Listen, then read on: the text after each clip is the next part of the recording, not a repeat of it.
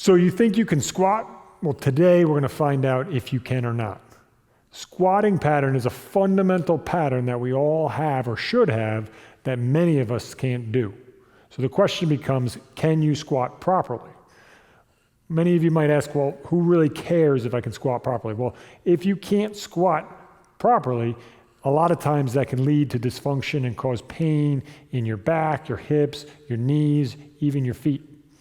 So we're going to go through some common faults we see in the squatting pattern, and you can determine if you have good squatting mechanics or not. And then we can talk about ways that you can get around that and areas you can work on to fix that. So we're going to have Leon come out, and we're going to demonstrate a good squat pattern, and then we're going to go through some common faults.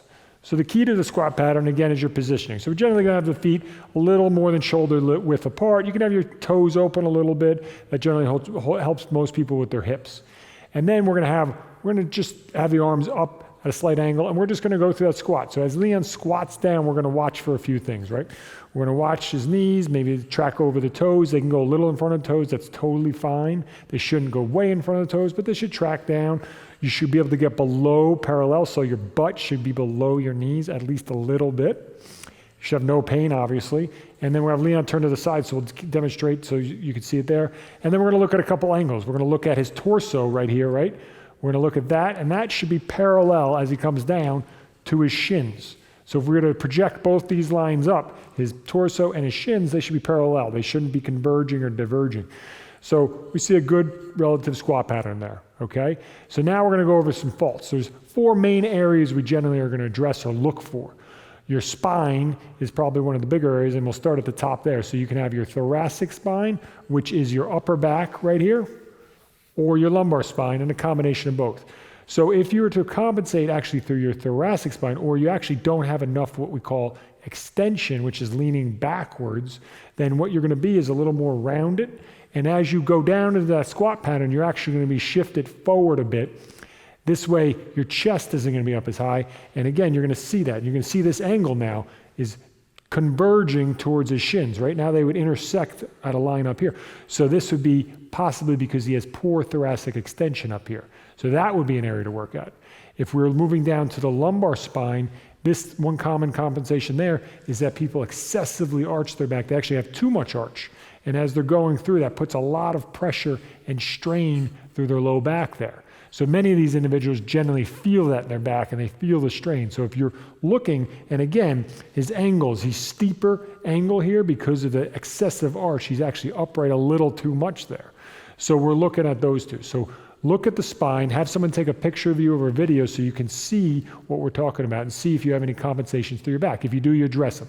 With the thoracic spine, what you can do is some foam rolling, some gentle mobility drills, whether they be, cat-cows, modified cat-cows, T-spine rotations, any of that stuff to get the upper back moving. We have a ton of exercise. Just check out our videos, go to the channel, and just look for thoracic mobility, thoracic extension. You'll see either rotations or extension, and try any of those exercises to get more thoracic extension.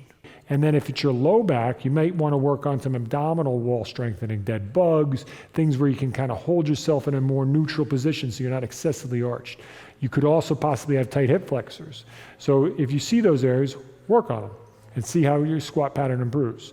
As we're moving down, we're going to look at the pelvis now. We talked a little bit about that, but a lot of people can have what they call butt winking. It's what we hear commonly in the squat pattern. As they get lower, you'll see their pelvis actually turn underneath them. And there's a couple reasons for this. So I'll have Leon demonstrate this. So as he goes down into that squat pattern, we're going to pay attention right back here. So as he's going down, we're going to see this kind of tuck under. So he's actually going to round out his back. He's not going to maintain that curve anymore.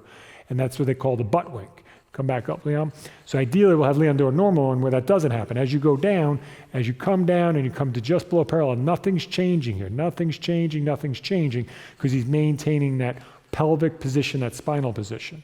So if you see that butt winking, well, what could that be? There's a couple main things. You generally will see that either your hips are actually too tight, the mobility of your hips is poor, and you can assess this by looking at internal and external rotation, and then you work on hip mobility drills and exercises to try to get them to open up.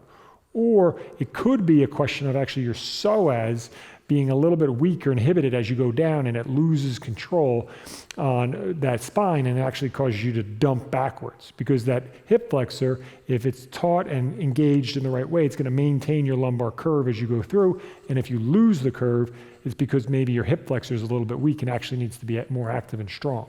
And to see if you have really tight hips, you can look at, we have videos that demonstrate how to assess your own internal and external hip rotation, and if you have tight hips, different mobility drills to work on that. So check those videos out as well, as that seems to be one of your dysfunctions. The next area we're going to move down to from the pelvis is your knees. Big common fault that we see all the time in people. So we're going to have Leon again face you this time. He's going to do a normal squat. So we're going to pay attention to his knees. So as he goes down, his knees basically track over his toes, and then he goes back up. They don't really shift in or out. Very common mistake here, very common fault pattern, is we actually see the knees come inwards a bit. So as Leon goes down, you can see his knees are actually coming inwards. That is a fault, and a lot of times this can lead to pain and dysfunction within the knee on the inside, the hip in the back. As you come up, Leon, the main reason we tend to see that is actually just weakness in our hips and our glute. Our glutes, glute medius particularly, is a main stabilizer as we go into that squatting pattern. If we see the knee shifting in, your glute isn't doing its job. So if we can work on the glutes, so if you see those knees buckling inward, we need to work on those glutes. And if you can get them stronger, you tend to see that those knees stay out. And another cueing pattern is as you go up and down, just slightly push the knees out to keep them there.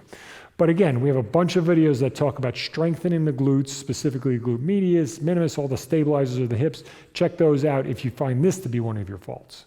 The next area we're going to look at is your feet. So as you go down into that squat pattern, one of the other common things we see is as someone gets lower and lower, as they get towards the bottom, they tend to lift their heels a little bit.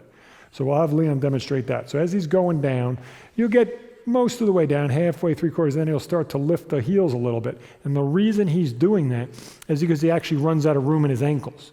So he can't, what they call dorsiflex, which is essentially lifting your toes up towards your face. And because he can't do that well enough, he actually compensates by lifting his heel off the ground. That allows him to get lower. So if you have poor dorsiflexion, or you're lifting your heels off the ground, again, we want to look on mobilizing the ankle. So assess your squat pattern, have someone else take a picture, set up a camera for yourself so you can actually watch yourself, and then go through these areas step by step and see if you have any of these faults. If you do, work on them. You may have 1, 2, or 3, and you may work on one and shows another one. But as you work through these patterns, if you can clean them up a little bit, your squat will improve, and you'll see dysfunction within your back, hips, knees go away. Now let's just look at a clean squat a couple times so we can point out what we're looking at again. So have Leon face away from us here. Again, as he goes into that squatting pattern, right, he's coming down, he's keeping his back, his torso here is in a line or parallel to his shins, right? They're going up in a nice straight lines. They're not converging, they're not diverging. Perfect. He's keeping a little bit of lumbar lordosis. He's not excessive, and he's not blowing out his back as he goes low. And his head is straight ahead. His chest is towards the wall in front of him. And he's got a nice pattern. He's keeping his heels on the ground. Keep an eye on all these different areas. You can have dysfunction in one or multiple. But again, if you look at these areas and start to work on them, you can fix these problems. So what we're going to do is we're going to drop some links below into the different exercises and videos we have that address these specific dysfunctions, and look at the ones that you have and go to those videos and try to clean those up. If you've enjoyed this video and it's helped you at all, hit the like and subscribe button so you can get access to videos as we put them out. If you'd like to get 3 exclusive posture exercises that we've done with Dr. David Oliver, these videos are specifically designed to help fix your forward head posture and rounded slouch type of posture that we're all suffering from today. If you'd like to get those videos, there's going to be a link to get them somewhere here in the video or down below in the description. Also, we are currently working on the best posture app designed to help you fix your posture and back pain from home. So it has posture exercises you can do throughout the day, as well as posture reminders, tracking, and more. Depending on when you're watching this video, this app may be already out or it's still in development. So you can get more information about this app on a link somewhere here on the video or down below in the description.